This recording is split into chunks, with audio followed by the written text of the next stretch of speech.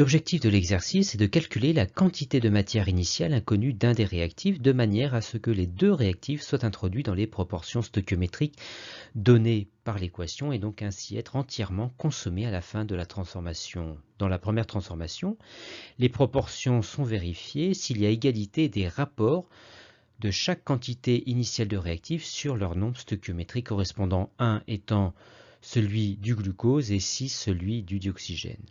On isole alors NiO2 cherché en multipliant par 6 de chaque côté et on fait l'application numérique, soit 1,2 mol de dioxygène à mélanger à 0,20 mol de glucose pour qu'il ne reste plus des deux à la fin de la transformation.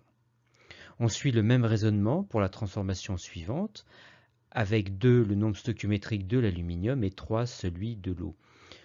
On isole ici Ni2H2O cherché en multipliant de chaque côté par 3 et on fait l'application numérique, soit 0,53 mol d'eau à mélanger à 0,35 mol d'aluminium pour être dans les proportions stoichiométriques. Et enfin, même raisonnement pour la dernière transformation, 3 étant le nombre stoichiométrique de Cu2+, et 2 celui de l'aluminium. On isole Ni de Cu2+ cherché en multipliant par 3 de chaque côté, on fait l'application numérique, soit 0,083 mol d'ion Cu2+ à mélanger à 0,055 mol d'aluminium pour que les deux soient introduits dans les proportions stoichiométriques.